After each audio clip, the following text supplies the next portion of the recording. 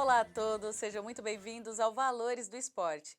Hoje a gente vai iniciar o especial Copa do Mundo Feminina. Então aqui com a gente o professor Sérgio Cunha, que fala de futebol, é professor da área do futebol e vai participar desse programa com a gente, né? De todo o especial, né, professor? Tudo bem? Tudo bem, Magali? Muito obrigado pelo esse convite novamente. Estou muito feliz de estar aqui para falar sobre a Copa do Mundo de futebol feminino e agradeço novamente a oportunidade. Ai, a gente que agradece, professor, vai ser ótimo. Foi muito bom o passado, né, que a gente fez a Copa do Mundo masculina e agora Copa do Mundo feminina. Professor, então, para começar, eu queria que o professor falasse um pouquinho para a gente sobre o desenvolvimento no futebol entre os países que estão na Copa do Mundo, né? Essa questão de desenvolvimento de jogo, desenvolvimento também econômico dos países. Como a gente pode pensar numa vantagem ou numa desvantagem de algumas seleções dentro do desenvolvimento econômico, mas também desse desenvolvimento do esporte? O esporte no Brasil, principalmente o futebol feminino, demorou muito para chegar no nível como outros países, principalmente os países europeus, Estados Unidos, Canadá, Japão, Austrália, que já vem desenvolvendo há algum tempo com investimentos bastante significativos. O Brasil está começando agora, infelizmente demorou muito para isso, mas a entrada dos jogos do Campeonato Brasileiro, dos campeonatos regionais na grade da televisão, acho que é um ponto muito importante, que começam a vir os patrocínios, então acho que nós estamos começando, nós estamos engatinhando nessa parte do futebol feminino, infelizmente muito tarde, né? O Brasil que tem, né, é referência no futebol, a gente no masculino, né, pentacampeão. Não era para a gente ter começado antes com o feminino, professor? Era para ter começado bem antes, isso deveria ter começado nas escolas, nos clubes, já há bastante tempo atrás.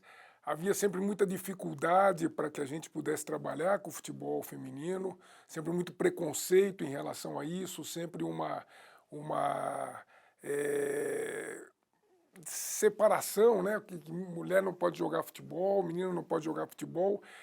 Eu lembro que quando eu comecei, né, profissionalmente na área de educação física, eu sempre incentivei muito, tanto nas escolas quanto na universidade, a prática do futebol feminino, porque é importante que todos tenham a oportunidade de jogar, mesmo quem não queira jogar, que tenha a oportunidade de experimentar como é que é o jogo de futebol.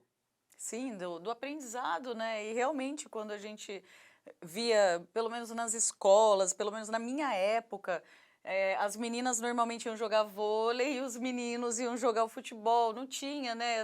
E se a menina gostasse do futebol e quisesse jogar, também os meninos não deixavam. Tinha tudo isso. Então, eu acho que para a gente aqui no Brasil, né, que tem um futebol masculino tão forte, observar que o futebol feminino está distante de ser essa potência é muito triste, né, professor? Eu lembro que eu comecei em 1981 como treinador de futsal feminino na Atlética da Química, que tinha acabado de ser fundada, e as pessoas olhavam com uma certa desconfiança disso. Depois na escola do sítio, eu lembro bastante, né, na época que eu trabalhei lá, que tinha uma menina na antiga quarta série, hoje o quinto ano do fundamental, que os meninos só deixavam ela jogar porque ela jogava melhor do que os meninos. E então a gente tinha que estar trabalhando essa questão do preconceito, né, por parte dos meninos, que vinha das famílias, vem da própria sociedade, mas isso acabou demorando muito para chegar no ponto da nossa seleção brasileira hoje estar num potencial melhor, inclusive com a vinda de técnica de treinadora estrangeira, né, para poder passar um pouco dessa expertise sobre como treinar, né, o futebol feminino, como garantir os investimentos, que essa é outra coisa extremamente importante. A gente viu o caso há pouco tempo do time do Ceará feminino, como o time masculino foi rebaixado de divisão no Campeonato Brasileiro, eles pararam de investir no time feminino. Então é uma coisa que fica chata, porque o campeonato fica desequilibrado, falta muitas vezes o incentivo de meninas, de mulheres que possam ser grandes jogadoras ou que possam estar simplesmente realizando o seu sonho de jogar futebol. É isso que o professor falou, né, dos times que estão na Série A, eles têm que ter o feminino. Isso ajudou bastante. Hoje a gente começa a ver campeonatos feminino muito fortes, né? A gente vê que é até torcida, enfim, o pessoal está aderindo Então, acompanhando esse movimento que melhorou, é lógico que isso que o professor falou é terrível, né? O time cai para a Série B, ele abandona, né? Ele só realmente tem porque é obrigado. Fica muito claro, né? Fica evidente isso para gente.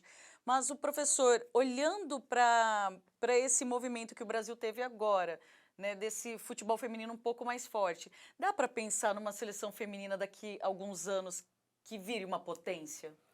Eu tenho esse sonho também, né?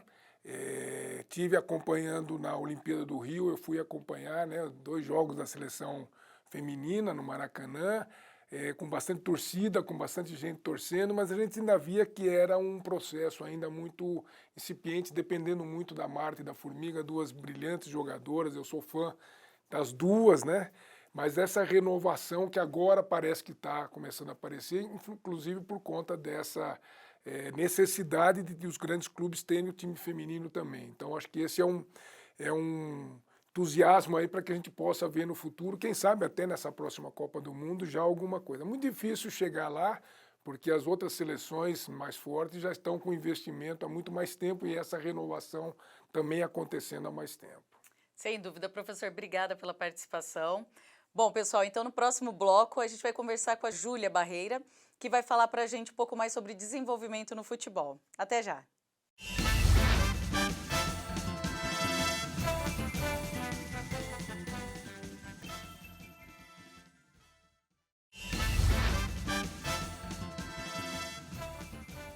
Estamos de volta com Valores do Esporte e agora vamos conversar com a Júlia Barreira. Tudo bem, Júlia?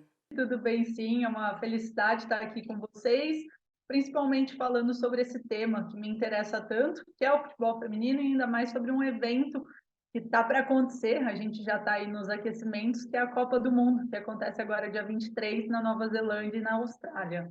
Júlia, para começar, eu gostaria que você contasse um pouco para a gente da sua história com o futebol. Essa relação ela vem sendo transformada ao longo do tempo. Eu começo a prática do futebol, como muitas das meninas e mulheres, os estudos mostram isso, que é num ambiente familiar, né, com pessoas conhecidas, e também tem a vertente escolar. Então, eu, felizmente, tive um pai que sempre me estimulou muito a prática esportiva, e ele, por ser apaixonado por futebol, foi quem me apresentou a modalidade. Então, tenho lembranças da gente brincando durante a minha infância em casa, e ele me estimulando. E, consequentemente, a minha escola também era uma escola que apoiava, incentivava muito essa prática esportiva, e eu acabei entrando, começando a jogar com principalmente os meninos naquele momento. Me apaixono pelo esporte, mas naquela época, na década de 90, a gente não tinha tantas possibilidades de prática quanto hoje em dia. Então, durante a minha adolescência, não tinham clubes na minha cidade, com equipe só de meninas, só de mulheres que eu pudesse praticar. Então, fico um tempo praticando de maneira escolar mesmo. Quando eu estou saindo do ensino médio, é que eu encontro uma equipe só de mulheres e começo a jogar por ela. E é essa paixão, inclusive, pelo futebol que me faz entrar no curso de educação física. Então, eu ingresso em educação física por conta dessa modalidade, e lá continuo praticando mais o esporte universitário. Também foi uma prática muito prazerosa. E quando eu estou saindo da graduação e entro no mestrado, eu começo a me interessar por essa prática, mas agora com um olhar mais de pesquisadora, para entender fatores, aspectos que influenciam desde a participação até o desempenho esportivo. Então, no mestrado, eu já começo a fazer algumas pesquisas. No doutorado, eu entro de cabeça, meu doutorado é totalmente destinado ao futebol feminino, e aí agora eu estou como docente, né, da disciplina de futebol especificamente, continuo fazendo pesquisa e pratico recreacionalmente. Então, atualmente eu consegui juntar aí as 3 coisas que eu gosto de fazer relacionadas a essa modalidade. Júlia, você comentou que você estudou 5 continentes, 11 países no seu doutorado. Eu queria que você contasse para a gente um pouco dessa sua pesquisa. Na verdade, foi um doutorado bastante desafiador. Fazer uma pesquisa em diferentes países do mundo, sem dúvida nenhuma, é um grande desafio. Mas o que de fato me instigou, me motivou a fazer esse estudo foi compreender o porquê que alguns países se destacam, têm melhores desempenhos frente a outros nesse processo de desenvolvimento do esporte. E aí a gente selecionou 11 países do mundo, 11, basicamente 2 de cada continente, só da Oceania que a gente tinha apenas um, que se destacavam nos níveis de participação e desempenho nos seus respectivos continentes. Então, aqueles que já têm um certo destaque, o que aconteceu, o que vem acontecendo nesses últimos anos, para eles terem esse, de fato, protagonismo. E aí a gente fez um roteiro, foram entrevistas feitas com atletas, treinadores, treinadoras, gestores e gestoras. É claro que a gente não consegue chegar na quantidade de pessoas que a gente gostaria por uma limitação de recursos, de tempo, né? Mas a gente conseguiu um cenário bastante rico do esporte nesse contexto internacional. E aí, o que a gente vê já logo de início, que os Estados Unidos, de fato, é uma potência na modalidade. Então, quando a gente pensa em se tiver um contínuo de desenvolvimento do esporte, quem está liderando esse contínuo é os Estados Unidos. E diversos fatores explicam essa potência. O primeiro é a questão cultural, que de fato é bastante estimulada a prática por meninas, por mulheres, que em outros países a gente ainda vê barreiras culturais, que lá parece já estar um pouco mais superada. A questão do sistema esportivo, ser muito próximo ao sistema educacional, isso favorece muito a prática esportiva. Pensando em profissionalização, é o país que mais tem uma liga profissional estruturada, embora essa liga também tenha passado por altos e baixos. Hoje em dia a gente também tem que só valorizar, mas ela teve também seus momentos ali de dificuldade. Mas ainda assim, também é um país que enfrenta dificuldades. As mulheres em cargos de liderança ainda são minorias, né? São poucas as treinadoras que estão à frente dessas equipes. Os públicos nos estádios também não são grandes públicos, então, por mais que a gente realmente considere e reconheça esse protagonismo, a gente também sabe que tem aspectos a serem desenvolvidos ao longo do tempo. Em relação aos outros países, aí a gente vai ver eles já num processo um pouquinho atrás dos Estados Unidos, mas com características muito parecidas entre eles. Acho que uma característica que chama atenção é, de fato, a profissionalização. Por mais que as ligas e as competições estejam mais estruturadas atualmente, essas ligas não conseguem oferecer a todas as atletas a possibilidade de se profissionalizar no esporte. Isso a gente normalmente costuma apontar no Brasil, né? Ah, é porque o Brasil tem dificuldade nisso, o Brasil tem dificuldade naquilo. Mas diversos países europeus também enfrentam isso. E aí a gente pode destacar a própria Alemanha, França, são países que têm bastante renome hoje em dia. A questão das mulheres nos cargos de liderança também acontece nesses países, essa dificuldade. E também a própria questão cultural, que ainda não foi incorporado ali dentro dos países, como isso já tem acontecido nos Estados Unidos. Então, de maneira geral, é difícil reduzir uma tese aqui em 5 minutos, mas se eu tivesse que destacar os principais achados, eu chamaria atenção para esses pontos. Você percebe que existe alguma diferença na relação econômica entre países subdesenvolvidos e desenvolvidos no futebol? Na verdade, os países que a gente selecionou tinham características muito parecidas em relação ao futebol feminino, mesmo que economicamente eles fossem mais distantes. Eu vou citar alguns aqui. Então, a gente teve Brasil, teve Alemanha, teve Noruega, tiveram outros países que têm uma diferença econômica, mas quando a gente olha para o futebol feminino, os aspectos ali que promovem o desenvolvimento da modalidade ainda são muito parecidos, porque essa carga cultural é muito comum entre todos eles. E comparando esse desenvolvimento, dá para você saber aí falar para a gente quais são as seleções que têm mais chance de levar a taça para casa? Essa é uma pergunta capciosa, né? Mas a gente pode arriscar alguns palpites. Se eu tivesse, né? Se você me perguntasse, olha, você tem 10 fichas e você tem que apostar no meio, numa seleção que vai ser campeã. Eu sou uma pessoa que vai muito na segurança, então, pela questão da segurança, eu não arrisco muito. Eu iria certamente nos Estados Unidos, por diversos fatores, né? Pela questão da estrutura que é fornecida às meninas e mulheres, por conta da liga, pelo nível de profissionalização, investimento E isso se traduz nas conquistas recentes também desse país. É o país que lidera o ranking da FIFA, é o país que ganhou a última Copa do Mundo, tem 4 vitórias em Copa do Mundo. Então, numa aposta mais segura, eu iria para os Estados Unidos. Mas tem uma série de seleções que eu acho que vão ser muito competitivas, que podem ganhar, e se não chegar ali na primeira colocação, vão dar muito trabalho para essa potência. E entre elas, acho que eu destacaria a Alemanha, que tem feito um trabalho incrível, a Inglaterra, o Canadá, que ganhou os últimos Jogos Olímpicos no futebol feminino.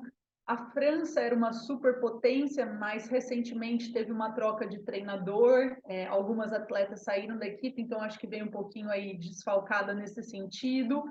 E, e também acho que vale a pena a gente considerar os países sede, né? Que vão estar com toda a torcida ali a favor deles, a própria Nova Zelândia e a Austrália. A Austrália tem um maior destaque, inclusive, já tem uma certa trajetória. Então, acho que são países que também podem nos surpreender positivamente. Vamos torcer realmente para terem um bom desempenho. Júlia, para fechar, eu queria que você falasse, né, você que estudou gestão também, faz diferença numa seleção feminina ter uma mulher no comando? Eu acho que essa é uma discussão que a gente tem feito bastante recentemente. Muitos estudos e investigações destinaram ao seu olhar por bastante tempo para as praticantes, né? Quais eram essas estratégias para a gente fomentar a maior participação, quais os desafios que elas enfrentavam para ocupar esse espaço. E são estudos extremamente ricos, forneceram para a gente um conhecimento assim imenso. Mas hoje tem uma nova onda da literatura científica que tem destinado seu olhar especificamente às mulheres em cargos de liderança no esporte. E aí acho que a gente pode destacar os cargos de gestão dentro dos clubes, os cargos de gestão dentro das confederações, os cargos de treinadora e outros cargos de comissão técnica. E há um consenso de que quanto mais mulheres estiverem ocupando esses cargos, maior, mais potencializado vai ser o desenvolvimento da modalidade.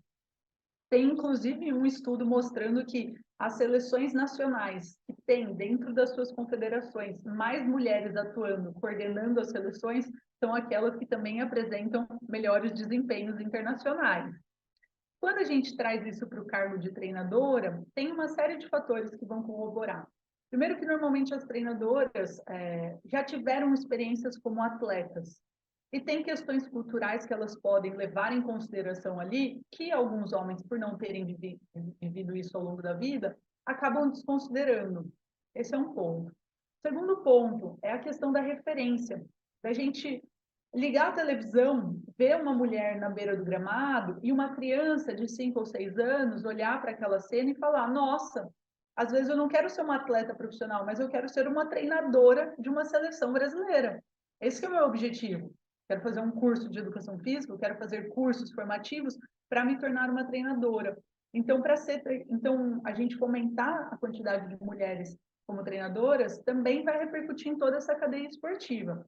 Embora seja importante a gente destacar que nessa Copa do Mundo, que vai começar daqui a pouco, das 32 equipes, se eu não me engano, são 8 apenas lideradas por mulheres. Então, esse é um desafio que a gente enfrenta no Brasil, que a maioria das equipes ainda são lideradas por homens, mas também é um desafio que diversos países do mundo enfrentam, inclusive aqueles que têm uma maior equidade de gênero, mesmo aqueles que são mais à frente nesses debates, nesses postos, nesses cargos de liderança, a gente ainda vê um predomínio dos homens. Então, sem dúvida nenhuma, Magali, se a gente está querendo melhorar, potencializar ainda mais esse desenvolvimento, lutar e criar espaços, possibilidades para essas mulheres ocuparem esses postos, esses espaços, é fundamental. Eu agradeço pelo convite e por esse espaço realmente da gente estar discutindo, estar conversando e que a gente continue nesse diálogo e vamos ver como que vai ser a competição aí nos próximos meses. Bom, pessoal, por hoje é só. Agradeço muito a participação de vocês e espero vocês no próximo programa. Até lá!